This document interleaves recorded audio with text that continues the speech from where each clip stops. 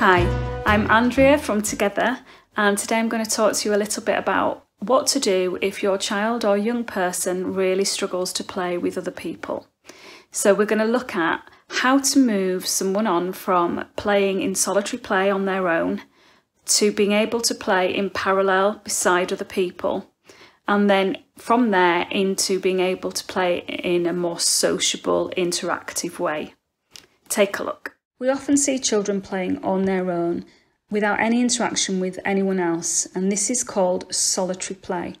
Now, solitary play happens throughout all our lives, and it's absolutely fine for that to be the case. We all have times when we want to do something that we enjoy on our own, and that's okay, as long as we also have the skills to be able to interact and play in a social situation. Now, the key features of solitary play are that they happen alone, without any interest in what anybody else is doing around you. And it can happen in any kind of play. So it might be playing with cars, for instance, where you're just lining them up, and that's called relational play. It might also happen during imaginative play that you're taking part in, maybe with your Star Wars figures, for instance. So how do we move a child from solitary play into the next stage of social play, which is parallel play, playing alongside someone else? Here we have two children playing with bricks, not interacting with each other. They're engaged only in their own activity, but we have deliberately placed them opposite each other so that they notice each other and hopefully begin to become interested, and also that they have space between each other. Here are a few key pointers for developing from solitary play skills to parallel play skills. Now, it's really useful for whoever's playing with that young person to, whether that's you or another young person or child, to sit within the young person's view, but not too close that you're going to be irritating them. It's also helpful to have identical play items so that you don't have problems with sharing, and you may also want to separate the play items out into different pots for each person. I would also aim to increase tolerance for being close to each other or time spent in each other's company. So I would concentrate on one or the other. So if I was increasing time, I would keep the distance apart the same. If I was increasing closeness, I would keep the time that they spent playing together the same. It's also really good for you to comment on the play that you see. So for instance, I might say, oh, I like the way you put that brick on top of that ball there. I'm going to do the same, that kind of thing. Key features of parallel play are that the young person or child is more tolerant of someone else playing close by. And then they also begin to notice what the other person is doing with their toys or in their play. Just like solitary play, parallel play occurs in all sorts of different types of play. So for instance, you might find two children playing side by side, lining up cars, but not interacting with each other while they're doing it. You can also find two children playing with their Star Wars toys, recreating scenes from films or inventing new Star Wars type scenarios side by side, but not interacting with each other while they're doing it. A good way of moving someone on from parallel play to noticing what somebody else is doing in their play is to copy them, and then also to comment on what it is they're doing and you're doing as well.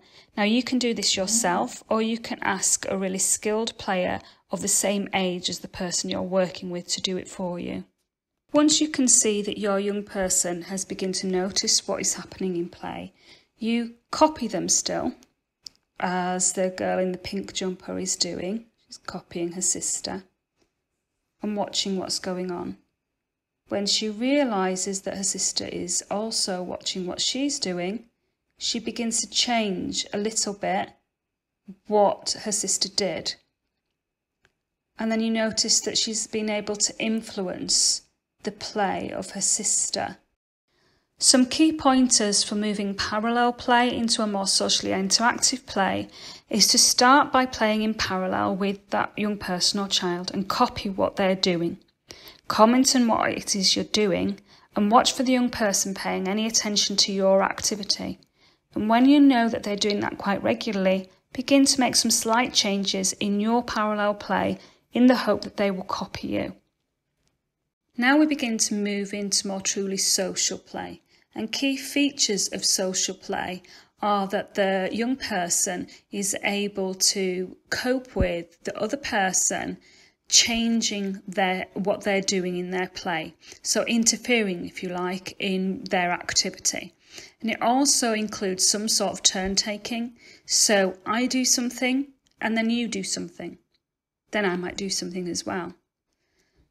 It can include some form of rules, and that could be a game creating a story using small world play. It can be role play, it can be a tabletop game, but there are some sort of rules, and that might actually be unwritten rules as well.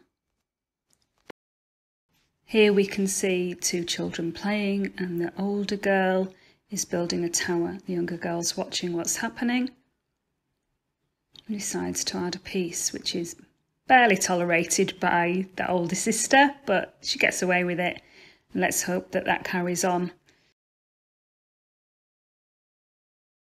Oh, here she goes. The younger sister adds a piece in and it breaks. Oops. Here you can see the children are beginning to collaborate more in their play to make a building. It is still a little bit one-sided, with one child a little bit more dominant, and she's obviously got the bricks in front of her, but she's tolerated the other child engaging with her and, you know, contributing to the overall effect of the building. She might still be a little bit controlling over what is happening, but it's not disintegrated into a big problem or an argument, and they carry on. This is the beginning of something a lot more collaborative. So hopefully you've got some ideas of how to move your child or young person on from where they are currently. If your child or young person is actually tolerating social play, we've got another video coming up soon, and that will focus on how to structure socially interactive play in order to be able to support the development of better socially interactive play. Okay, so check that out. I hope you like these videos. If you do, please like, share and comment, and let us know how you've got on. We'd love to hear from you.